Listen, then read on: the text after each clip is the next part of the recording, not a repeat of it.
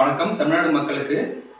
நான் வந்து ஜாக் சிவா. பார்த்தீங்கன்னா தமிழ்நாடு தேர்தல் நடந்து முடிந்து அந்த தேர்தலுக்கான ரிசல்ட் வர்றதுக்கான கவுண்டிங் வந்து நடந்துட்டு இருக்கு. இப்போ 11:55 மணிக்கு ஒரு நிலவரம் இருக்குல்ல, அந்த நிலவரமே கண்டினியூ ஆச்சுன்னா இப்போ வந்து எந்த மாதிரியான ஆட்சி அமைகிறதுக்கு வாய்ப்பு இருக்கு அப்படின்றத பற்றி தான் நம்ம இந்த வீடியோவில் வந்து பார்க்க போகிறோம். இதை வந்து அரசியலமைப்பு சார்ந்தும் கால்குலேஷன் கணிதத்தை சார்ந்தும் வந்து ஒரு சயின்டிஃபிக்கான ஒரு அனலைசிஸ் மட்டுமே தவிர எந்த கட்சி சார்ந்தும் வந்து இந்த வீடியோ கிடையாது. சரிங்களா? இப்போ வந்து நம்ம இந்த வீடியோக்குள்ள போவோம். பார்த்தீங்கன்னா மணி வந்து 11:55. இப்போ வந்து வெவ்வேறு நியூஸ் சேனல்ல ஒவ்வொரு கருத்துக்கள் வந்து போடுறாங்க. இந்த கட்சி வந்து இவ்வளோ இடங்கள் இருக்கு அப்படின்றது அதை அனலைஸ் பண்ணி ஒரு ஆவரேஜ் எடுத்தோம்னா தமிழக வெற்றி கழகம் வந்து 105 இடங்கள்ல முன்னிலையிலையும், அதே வந்து ஏஐஏடிஎம்கே வந்து 71 இடங்கள்ல முன்னிலையிலையும், அடுத்து டிஎம்கே வந்து 58 இடங்கள்ல முன்னிலையிலையும் இருக்கு. இப்போ பாத்தீங்கன்னா எந்த கட்சி வந்து ஆட்சி அமைஞ்சு யார் வந்து சிஎம் ஆவாங்க அப்படின்னு நம்ம இந்த நிலவரத்தை வச்சு பார்த்தோம்னா யாருமே வந்து தனிப்பெரும்பான்மை இல்லை. தனிப்பெரும்பான்மை அப்படின்னா என்னன்னா 234 தொகுதிகள் வந்து நம்ம தமிழ்நாட்டில் இருக்கு. அதுல வந்து பாதி 50% வந்து 117 சீட்டுக்கு மேலே இருக்கக்கூடிய கட்சி அல்லது கட்சி கூட்டணி தான் வந்து ஆட்சி அமைக்கும் அப்படின்றதான் வந்து இந்த அறுதி பெரும்பான்மை நம்பரான 117. இந்த நம்பர் வந்து எந்த ஒரு கட்சியும் வந்து எடுக்கல. இதுக்கு மேல எடுப்பாங்களான்றது நம்ம வந்து தொடர்ந்து இதை பார்க்கும்போது தான் தெரியும். இந்த நிலவரத்தை பொறுத்து இப்ப யார் ஆட்சி அமைப்பாங்க அப்படின்ற ஒரு கருத்து தான் வந்து நான் இந்த வீடியோல வந்து வைக்க போறேன். இப்ப பாத்தீங்கன்னா நம்ம இந்தியாவை பொறுத்த வரைக்கும் எலெக்ஷன் வந்து எந்த விதத்துல நடக்குது அப்படின்றத நம்ம புரிஞ்சுக்கணும். இந்தியாவை பொறுத்த வரைக்கும் ஒரு கட்சி இருக்குன்னா சட்டப்பேரவைகள் இருக்கும். அந்த சட்டப்பேரவைகள்ல அந்த கட்சி வந்து அவங்கள முன்னிறுத்தி ஒரு ஆளை வந்து நிறுத்துவாங்க. அவங்க வந்து ஓட்டுகள் அடிப்படையில் முன்னிலையில் இருந்தாங்கன்னா அவங்க வந்து ஜெயிச்சிட்டாங்கன்னு அர்த்தம். இது வந்து முன்னிலை தான். மற்ற கட்சிகள் கம்பேர் பண்ணும்போது நீங்கள் வந்து ஒரு ஓட்டு அதிகமாக எடுத்திருந்தாலும் நீங்கள் வந்து ஜெயிச்சிட்டீங்க அப்படின்றது தான் இந்தியாவை பொறுத்த வரைக்கும். இதை வந்து ஃபர்ஸ்ட் பாஸ்ட் போஸ்ட் சிஸ்டம் அப்படின்னு சொல்லி இங்கிலீஷில் சொல்கிறாங்க. இதை வந்து யூஎஸ்ல வந்து எப்படி ஃபாலோ பண்ணுறாங்கன்னா, இப்போ வந்து ஒரு கட்சி இருக்கு, இன்னொரு கட்சியும் இருக்கு. இப்போ அமெரிக்கா எடுத்துட்டோம்னு வச்சுக்கோங்களேன். இப்போ ஒரு கட்சி வந்து 60% ஓட்டு வங்கி வந்து வச்சிருக்கு, இன்னொரு கட்சி வந்து 40% ஓட்டு வங்கி வச்சிருக்கு அப்படின்னு வச்சுக்குவோம்.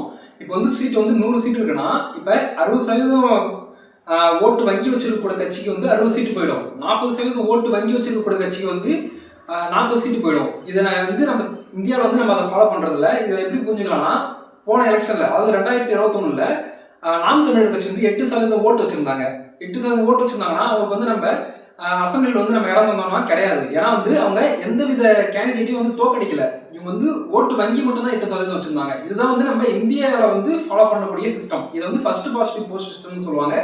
அது வந்து அமெரிக்கா போன்ற மேலை நாடுகளில் கொஞ்சம் மக்கள் தொகை கம்மியாக இருக்கிற நாடுகளில், கான்ஸ்டிடியூன்சிஸ் கம்மியாக இருக்கக்கூடிய நாடுகளில் ப்ரொபோஷனல் ரெப்ரசன்டேஷன் அப்படின்ற மெத்தடை வந்து ஃபாலோ பண்ணுறாங்க.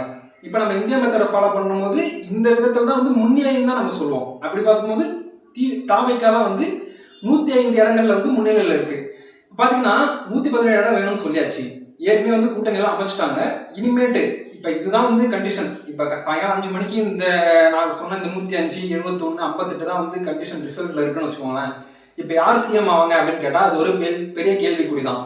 இது வந்து போஸ்ட் கோயலேஷன் அப்படின்னு சொல்லுவாங்க. இது வந்து 2 விதமாக அமைப்பாங்க. ஒன்று வந்து கட்சிகள் வந்து அந்த வீடியோவில் ஸ்டார்டிங்லேயே சொன்ன மாதிரி இந்த 11:55 இருக்கக்கூடிய இந்த நிலவரமே வந்து தொடர்ந்துச்சுன்னா எந்தவித கட்சியும் வந்து தனிப்பெரும்பான்மையில் வந்து கூட்டணி ஆல்ரெடி இருக்கிற கூட்டணியில் வந்து ஆட்சி அமைக்க முடியாது. புதுவிதமான ஒரு கூட்டணி வந்து அமைக்கணும். இது வந்து 2 விதமாக நடக்க வாய்ப்பு இருக்குது. ஒன்று வந்து கட்சிகள் வந்து கோயலேஷன் ஃபார்ம் பண்ணுவாங்க. இன்னொன்று வந்து அவுட் சைட் தி பார்ட்டி வந்து சப்போர்ட் பண்ணுறோம் அப்படின்னு சொல்லுவாங்க. அது என்ன coalition, outside the party. இப்போ கோயலேஷன் வைக்கிறாங்கன்னா இப்போ நம்ம தமிழ்நாட்டில் 234 தொகுதிகள் இருக்குது. அதில் வந்து 15% தான் வந்து மினிஸ்டர்கள் ஆக முடியும், அமைச்சர்கள் ஆக முடியும். எம்எல்ஏ வந்து அமைச்சர்களாக 15%, அதாவது 34 பேர் தான் வந்து அமைச்சர் ஆக முடியும். அந்த 34 பேரில் எங்களுக்கு வந்து நீங்கள் வந்து சீட்டு தரணும், மினிஸ்டர் சீட்டு எங்களுக்கு தரீங்க, ஆட்சியில் பங்கு தரீங்க அப்படின்னா நான் வந்து கோயலேஷன் சொல்லுவேன். இல்லை நீங்களே வந்து ஆட்சி அமைங்க, நீங்களே மொத்த அதிகாரத்தையும் வந்து எடுத்துக்கோங்க, நான் வந்து அவுட் சைட் தி பார்ட்டியா வந்து நான் சப்போர்ட் பண்ணுறேன், எங்களுக்கு எந்த மினிஸ்டர் போஸ்ட்டும் தேவையில்லை அப்படின்னு சொல்கிறது வந்து 2வது விதம். இது ரெண்டுமே வந்து டேஞ்சரஸ் ஆனது தான். ஹங் அசம்பிளி அப்படின்னு சொல்லுவாங்க. எப்போ வேணாலும் இந்த பார்ட்டி வந்து தன்னுடைய சப்போர்ட்டை வந்து வித்ட்ரா பண்ணிக்கலாம். நான் வந்து இப்போலேருந்து நான் இந்த கட்சிக்கு வந்து நான் சப்போர்ட் பண்ண விரும்பல அப்படின்னு சொல்லி வித்ட்ரா பண்ணிக்கலாம். இப்போ 2021 தேர்தல் எடுத்தீங்கன்னா டிஎம்கே வந்து கூட்டணியில தான் இருந்துச்சு. ஆனால் டிஎம்கே மட்டுமே வந்து இந்த அறுதி பெரும்பான்மை அப்படின்னு சொல்லக்கூடிய 117 சீட்டுகளை தாண்டி இருந்துச்சு. அதனால வந்து அதுக்கு எந்த பிரச்சனையும் இல்லை. அது கூட கூட்டணி கட்சிகள் எப்போ விலகினாலும் அதனால வந்து ஆட்சி வந்து கவிழறதுக்கு வாய்ப்புகள் வந்து குறைவு. கவிழலாம் அப்படின்னு இருக்கு. ஆனா வந்து குறைவு, வாய்ப்பு வந்து குறைவு. ஏன்னா ஏஐடிஎம்கே அந்த வாட்டி 50 சீட்டுகள் தான் வந்து ஜெயிச்சிருந்தாங்க. அந்த நிலையில இருக்கும்போது இப்ப பாத்தீங்கன்னா கூட்டணிக்கு வந்து முக்கியத்துவம் பெற்றுச்சு. இதே கண்டிஷன் சாயங்காலம் 5 மணி வரைக்கும் தொடர்ந்துச்சுனா தான். நான் வந்து இந்த கண்டிஷன் வந்து ஒரு அனலைசிஸ்க்காக தான் சொல்றேன். இப்ப பாத்தீங்கன்னா இப்ப ஏஐடிஎம்கேவும் டிவிகேவும் வந்து கூட்டணி வைக்குதுன்னு வச்சுக்கோங்க. இப்ப ஆல்ரெடி தமிழக வெற்றி கழகம் வந்து 105 சீட்டுகள் வச்சிருக்காங்க. அவங்களுக்கு வந்து 117 சீட்டை தாண்டறதுக்கு வந்து ஒரு 13 சீட்டு வந்து கம்மியா இருக்குன்னு வச்சுக்கோங்க. இப்ப இந்த 13 சீட்டை மட்டும் ஏஐடிஎம்கே வந்து தராங்க அப்படின்ற கணக்கு வச்சுக்கிட்டு கொயலேஷன் ஃபார்ம் பண்றாங்கன்னு வச்சுக்கோங்களேன். கொயலேஷன்னா அமைச்சரவையில பங்கு அப்படின்னு வச்சுக்கிட்டோம்னா இந்த 105 சீட்டு அப்படின்றது வந்து 88% வருது. இதுல 118ல 105 88% வருது. அதுவே 13 அப்படின்றது வந்து ஒரு 12% வருது. அதை வந்து நம்ம 34 இருக்குல்ல, 34 மினிஸ்டர் சீட்ல 88% வந்து 29ல 30 சீட்டு. அதே வந்து நம்ம 12% அதிமுகவுடைய 13 சீட்டினுடைய பங்குன்னு நம்ம சொன்னோம்ல, அது வந்து ஒரு 4ல 5 சீட்டு.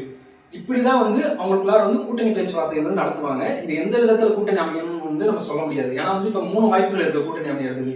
ஒண்ணு வந்து தமிழக வெற்றி கழகமும் அதிமுகவும் சேர்ந்து கூட்டணி அமைக்கலாம். இல்லது அதிமுகவும் டிஎம்கேவும் நம்ம திராவிட கட்சிகளே வந்து ஆட்சி பண்ணுவோம், வேற கட்சியை நம்ம விட வேணாம் அப்படின்னு சொல்லி அவங்க வந்து 2 பேரும் வந்து கூட்டணி அமைச்சாலும் 117 தாண்டறதுக்கு வாய்ப்பு இருக்கு. ஏன்னா 53 ஒரு 77னா கண்டிப்பா வந்து 117 தாண்டிடும். அவங்களாலே ஆட்சி அமைக்க முடியும். அடுத்து பார்த்தோம்னா டிவிகேவும் டிஎம்கேவும் சேர்ந்து வந்து கூட்டணி அமைச்சு அவங்களும் வந்து ஆட்சி அமைக்கிறதுக்கு வாய்ப்பு இருக்கு. இதுதான் வந்து இப்போதைய நிலவரம் பொறுத்த வரைக்கும். யாரும் வந்து இவங்க தான் வந்து முதலமைச்சர்னு சொல்ல முடியாது.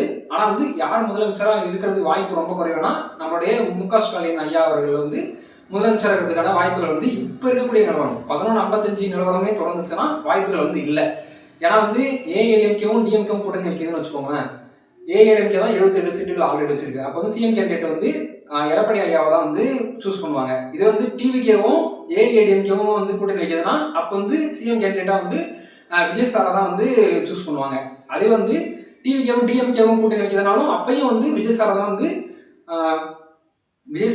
நம்ம வந்து சிஎம் கேண்டிடேட்டா சொல்லுவோம். இப்போ வந்து நம்ம ஸ்டார்டிங்ல எலெக்ஷனுக்கு முன்னாடி நம்ம என்ன சொல்லிட்டு இருந்தோம், டிவிகே வந்து கிங் மேக்கரா இருக்கும் அப்படின்னு சொன்னோமா. இப்போ வந்து டிஎம்கே தான் வந்து அந்த நிலைமைக்கு வந்து இருக்கு. டிஎம்கே வந்து எந்த கட்சி கூட கூட்டணி வைக்குதோ அந்த கட்சி வந்து ஆட்சி அமைக்கலாம். அல்லது ஏஐடிஎம்கே வந்து எந்த கட்சி கூட கூட்டணி வைக்குதோ அந்த கட்சி வந்து ஆட்சி அமைக்கலாம். இதுதான் வந்து இப்போதைக்கு நிலவரம். எந்த கட்சி வந்து இப்போ கிங் மேக்கரா ஆக போறாங்க அப்படின்றது வந்து நம்ம பொறுத்திருந்து தான் பார்க்கணும். இதே நிலவரம் தொடர்ந்தா நம்ம வந்து சாயங்காலம் 5 மணி வரைக்கும் பார்ப்போம். நன்றி, வணக்கம். இதுதான் வந்து இந்த வீடியோக்கான பதிவு.